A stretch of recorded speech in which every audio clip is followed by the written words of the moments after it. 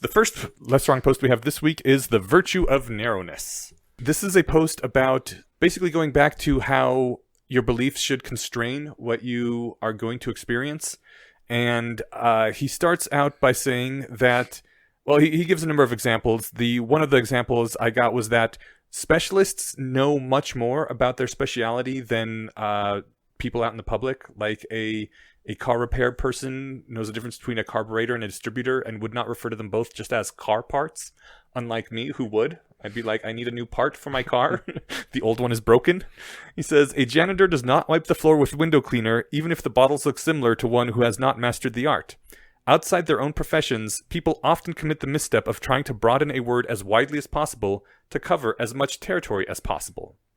It seems undemocratic and exclusionary and elitist and unholistic to call some pebbles diamonds and others not. It seems narrow-minded. I think the point of the post is this is a case where we really want to be narrow-minded. The problem with not using narrow categories is that they lead you into other specific errors. Scott's non-central fallacy is probably the best example. Yeah. Is that the worst argument ever? Yes. Yeah. Like we should paraphrase because it's wonderful. Like Nelson Mandela and Martin Luther King are both criminals in the sense that they did things that were illegal under the legal system they lived in. And so is the person who breaks into your house and steals all your stuff. Mm-hmm. The non-central fallacy and the reason that we want to be narrow occurs when you use this broad category when you fail to narrow the category of criminal enough that you're applying to Nelson Mandela and Martin Luther King the same emotional reaction that the guy who breaks into your house and steals stuff generates. Yeah. Because they're both criminals. Yeah. Yeah. When we think of criminals, we think about that awful person that we hate because he stole our stuff. And so when someone says Martin Luther King was a criminal, they're trying to make you feel that same way about Martin Luther King, even though he's not an example of what most people think of when they think of the word criminal. No, and he's not a negative example of things that you should avoid doing, that like as a moral matter you should avoid doing because they're crimes. Like we try, ideally we would have a legal system that captured most or all of what was actually wrong to do and not anything else. And then criminal would be a useful descriptor that's not misusable in this fashion. But since it's not, we have to be narrow enough to recognize when what I get from this is that it's important to recognize the domain in which you're thinking about a category when you start using category terms. Yeah. I think he points out that it's very good to have more narrow categories because while you could take a bunch of pebbles and say they're all pebbles, there are certain things that tie the ones that you call diamonds together. They have, a different refractive index. They have things in common with them that they don't have in common with other pebbles. And so, yeah, someone else could be like, well, they're all pebbles, man. Stop being so elitist. But on the other hand, drawing those categories and narrowing things down gives you information. It lets you make more predictions about the world and maybe even use the resources that you have in a better way once you're using diamonds for things that only diamonds can be used for. I could just imagine someone trying to make that argument in a sense with actual application. I mean, oh, it's all metal, man, and you're like, yeah, but we're trying to wire a circuit board here. We're not going to use aluminum, right, or whatever. Yeah. I'm not an expert, but it's like, yes, it's hard. I can't. It's hard to imagine even a fake argument of this happening in real life when there's two people disagreeing about what to actually do. Mm-hmm. But what he's doing in the post is saying, yes, that's sort of the point. Mm-hmm. Like if there's real experiences that you're trying to, in the lingo of the book, if you're trying to constrain actual outcomes, and I'm blanking on the word, but yeah, that's the point. Yes.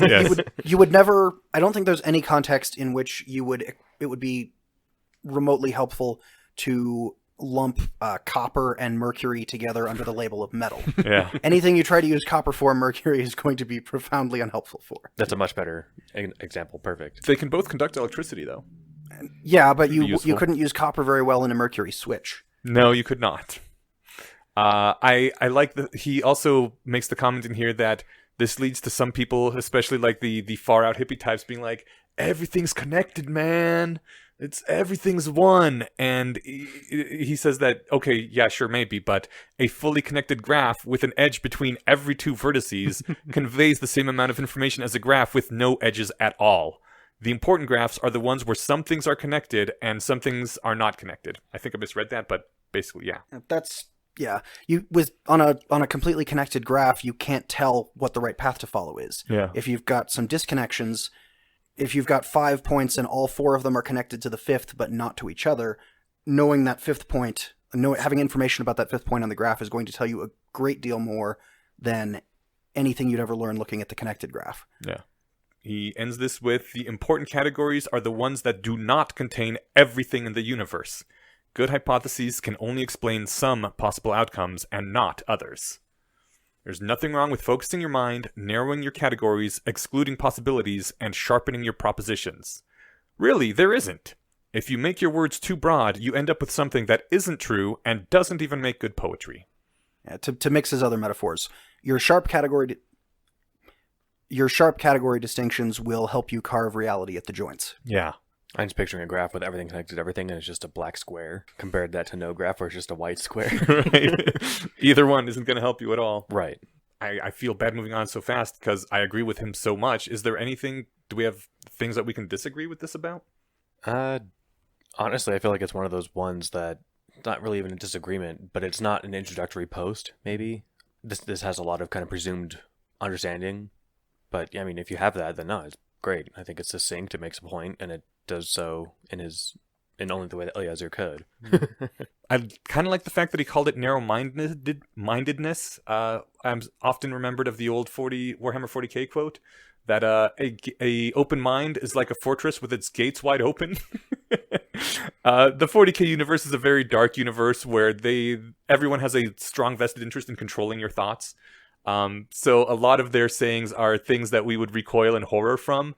But on the other hand, I do sometimes, run up against people who are like, oh God, just yesterday I walked past a conversation where someone was saying like, but everything was energy in the beginning, man. All particles are just energy. Like I was walking by and I could hear this and someone was like protesting something about physics and she was like, but metaphysics is bigger than physics. And I was like, wow, I'm so glad I'm not involved in this. And that is what I think of when I think of people who are like, you're so narrow-minded, man. I'm like, yeah, there's some things that, you know what, I'm not going to accept. And I think I have a darn good reason for that because sometimes it's good to have distinct individual categories that actually mean things. In the words of Carl Sagan, it's good to be open-minded, but not so open-minded your brain falls out. Yeah. Or alternatively, in the words of Inquisitor Ravener, if we're quoting 40k, chaos claims the unwary and the incomplete. A true man may flinch away from its embrace if he is stalwart and girds his soul with the armor of contempt. Nice. What's that one from? That's from Gaunt's Ghosts. Okay. Gives its title to like the 7th or 8th book. Cool. Now that we are on board with censorship and not allowing people to think free thoughts, let's move on to You Can Face Reality, which is a very short post.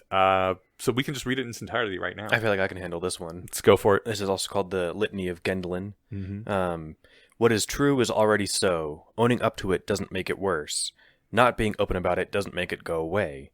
Because it is true, it is what is there to be interacted with. Anything untrue isn't there to be lived. People can stand what is true, for they're already enduring it.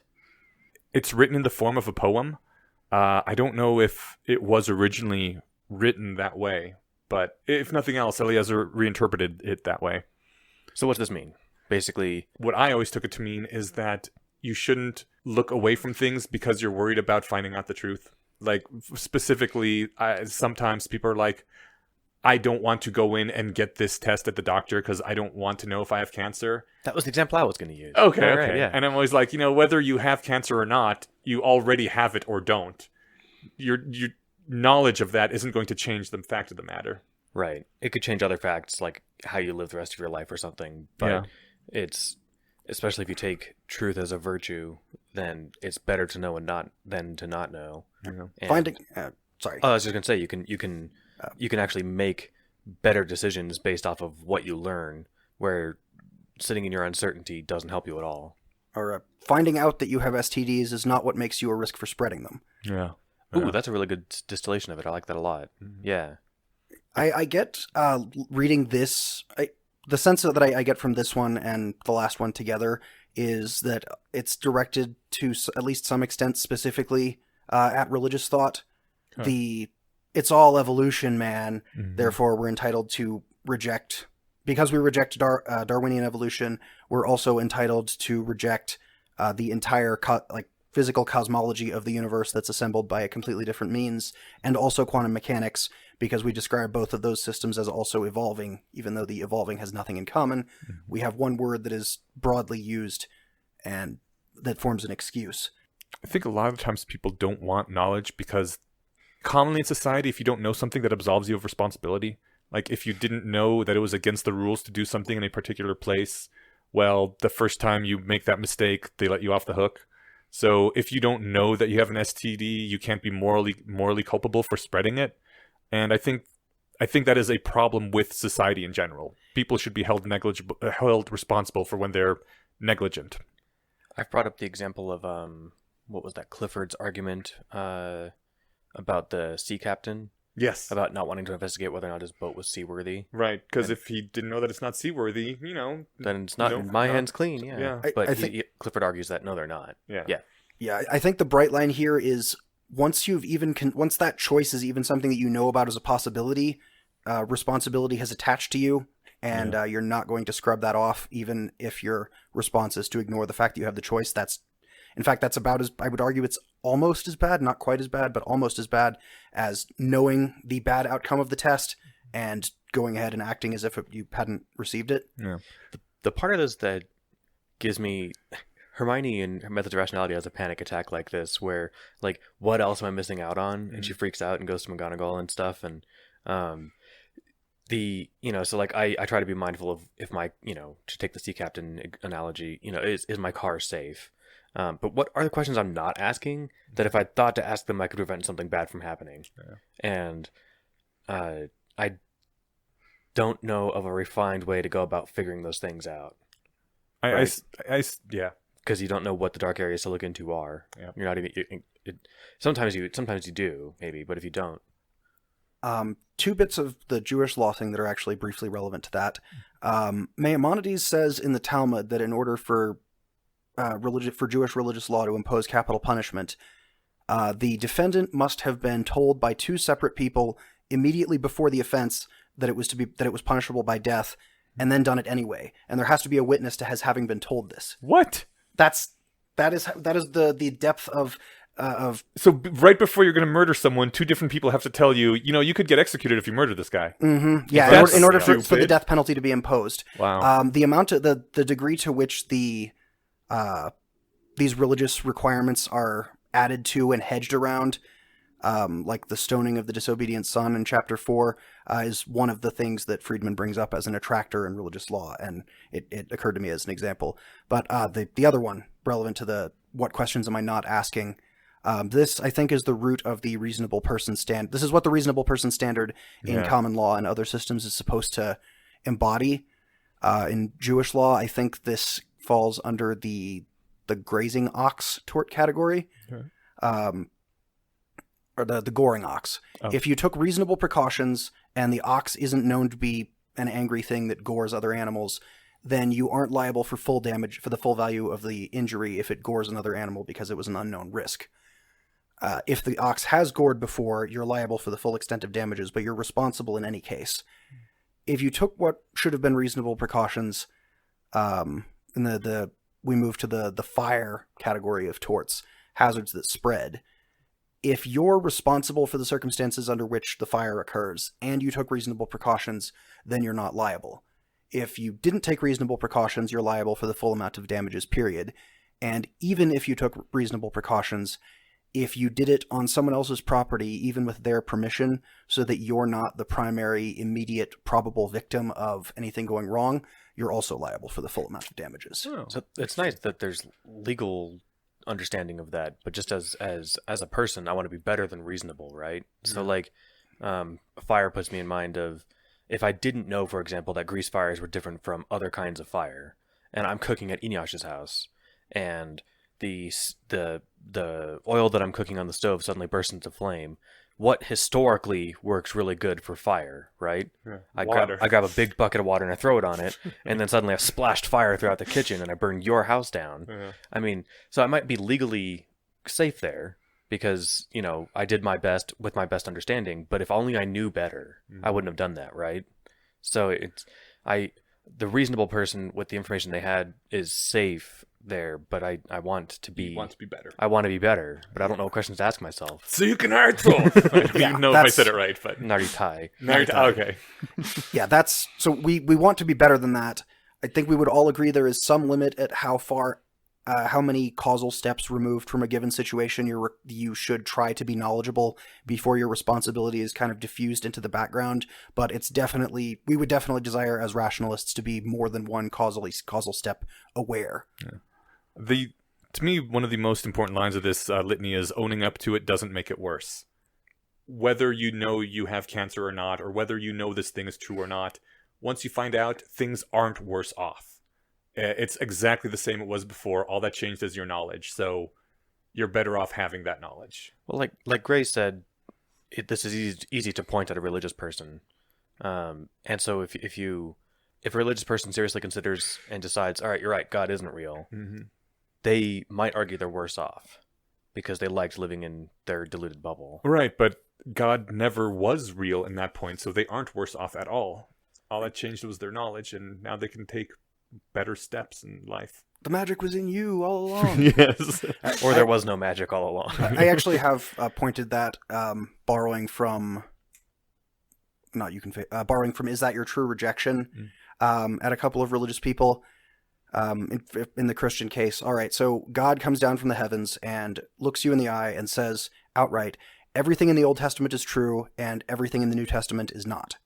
What's your reaction to this? And the first response that I got when I asked somebody this was along the lines of hookers and blow until we all die. And I said, really? Like, all you'd have to find out is that you made one large mistake to turn into a suicidal hedonist straw man? Yeah. And he said, well, only if I thought suicide would be enjoyable. I mean, at least that's an answer. What scares me is people who say, no, I need the moral code from the Bible, otherwise, or from God or my religion or whatever. Otherwise, I'd be out raping and killing people. And it's like, if that's what's stopping you, I want you to lose my number real fast. Like, Like that's the issue. You've gone through the whole experience of parenting, for example, and the only reason you care about your kids is that you think you have externally imposed duties to that effect. One, I don't buy it, and two, horrifying if true. In the same vein, the last two lines, people can stand what is already true, for they are already enduring it, I think was for me important to keep in mind when going through the quantum physics sequences, because a lot of some of that stuff anyway leads to a sort of nihilism. Anytime I think of the fact that the universe may be infinitely big, I quickly fall into nihilism, because then if everything is happening an infinite number of times, why does anything matter? But, I've already been enduring that being true for my entire life, so apparently I could stand the truth. Exactly. I like that a lot. Yeah, whether or not that's true, yes, you put it more, I was just going to try and reiterate, but you already put it succinctly. Perfect. The corollary, I guess, comes in big gold letters on the cover of a wholly remarkable book. Don't panic. Right. You can stand what is true. It was true 5 minutes ago before you knew about it. Yeah, exactly. All right, and since that one was so short, we are also doing the apocalypse bet today. I think it's fair you grab this one if you'd like, Gray. All right. So this is a post by Eliezer that doesn't show up. This was in the original sequences, right? Because that's what you're using as source. Yeah. Okay. So it didn't migrate into Rationality from AI to Zombies, but it's about... I totally know why, too. Should I hit it then? Or did you get a chance to read it after I did get the chance to read it. Okay. And the reason... So it covers the idea of a prediction market on events that are of such grand import that they're going to disrupt either the ability to settle the contract or the importance of settling the contract in a way that makes the bet hard to sell. I mean, like anytime someone wants to bet, like, I bet you the US dollar will collapse after, in the next 10 years, you can always take them up on that bet, because if you lose the bet, you don't have to pay up because the dollar has collapsed. Yeah, and that the problem with that is the absurd specificity of the prediction that it implies. If you think it's going to happen in give or take 10 years, say I think it's going to, on January 1st, 2030, the US dollar will be worth 0.01 Vietnamese dong. Currently, the exchange rate's about 50,000, if I remember right. Okay. So that sounds like some serious collapse. Yeah. So you could set up, the simplest contract for this would just be, all right, you owe me, I bet that it's not going to go wrong. If the exchange rate's higher than that, then you pay me $1 million on January 1st of 2030, and if it's lower, I pay you $1 million. And given the odds involved, this is a huge, just a preposterously advantageous bet.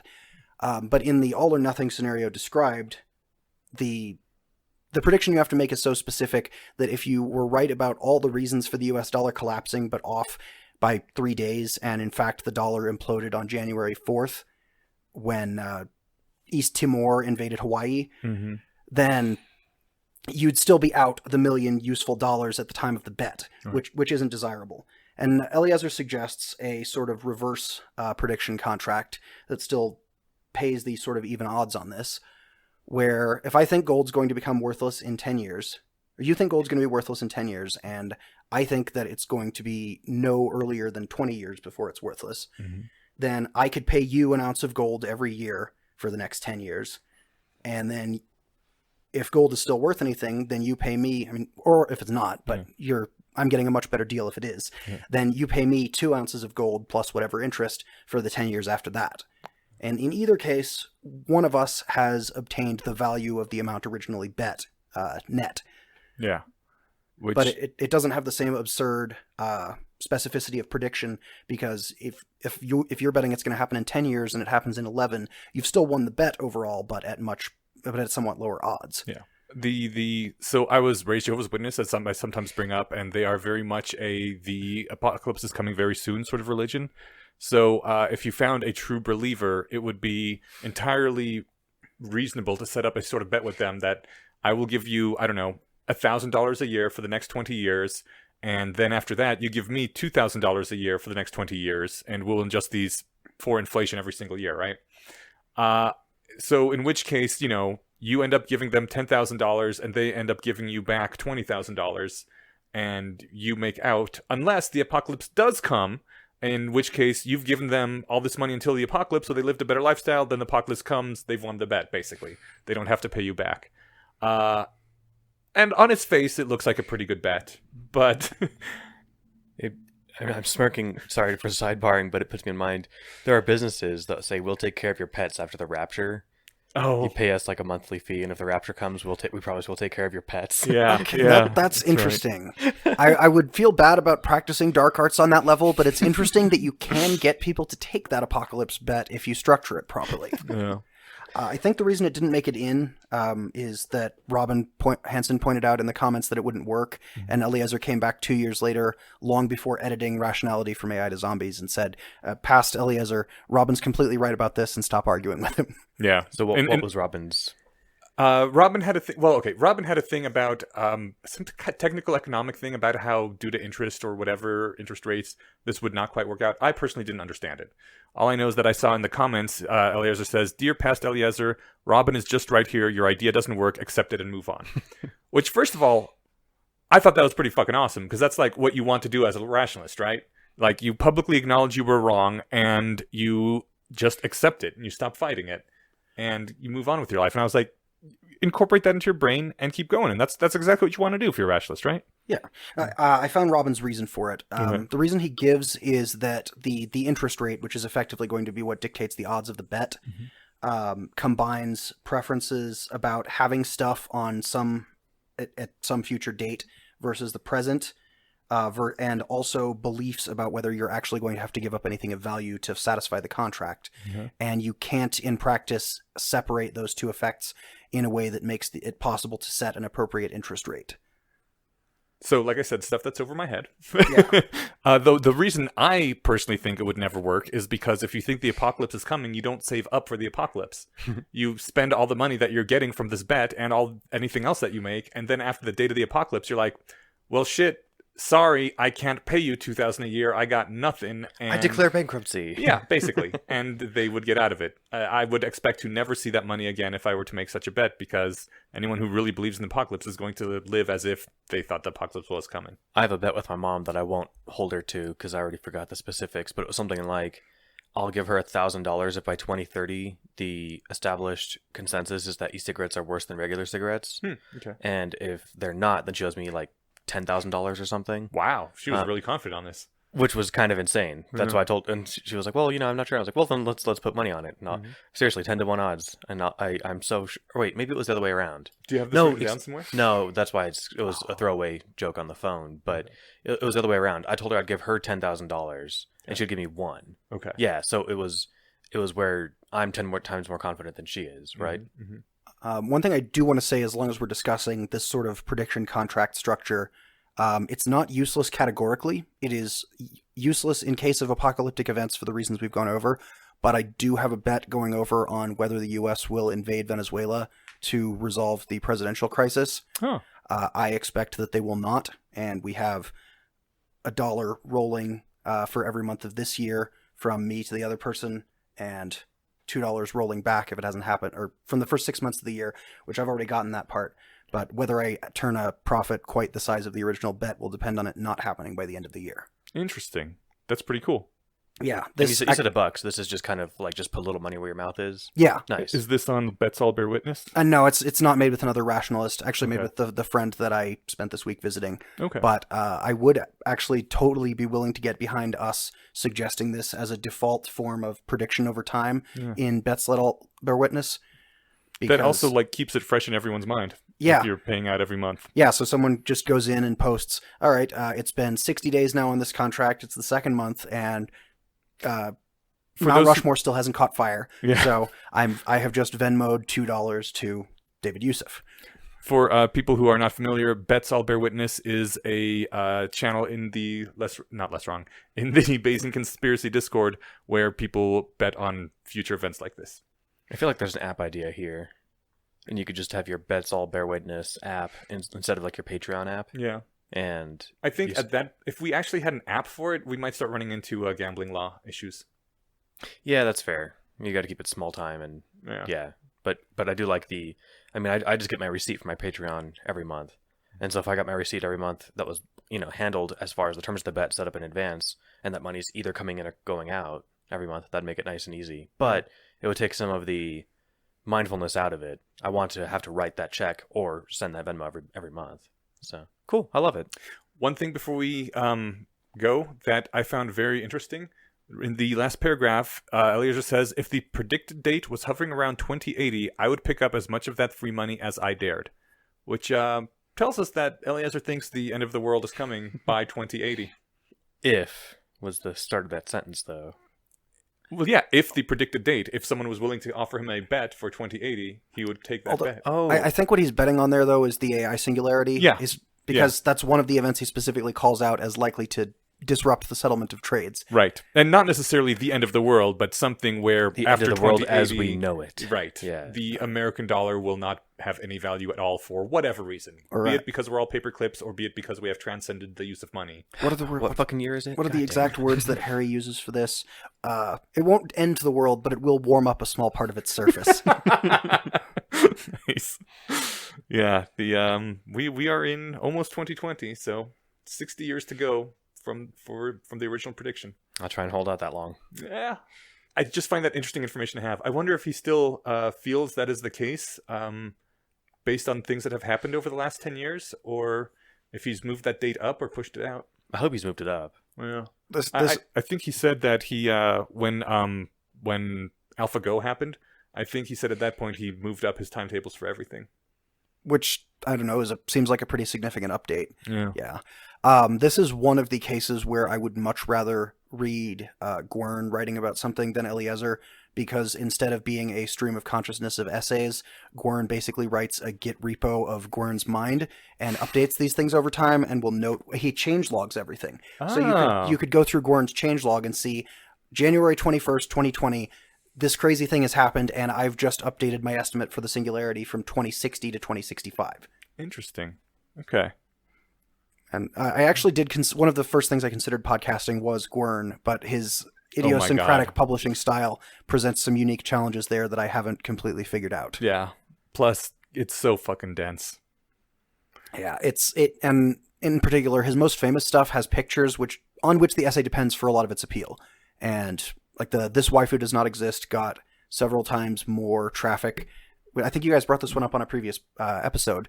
It's got several times more traffic than any other page on Gwern.net, but it depends on pictures. So even though it's the one that people would listen to most in the podcast, that's not helpful because it won't work in podcast form. Did you say "This Waifu Does Not Exist"? Yeah.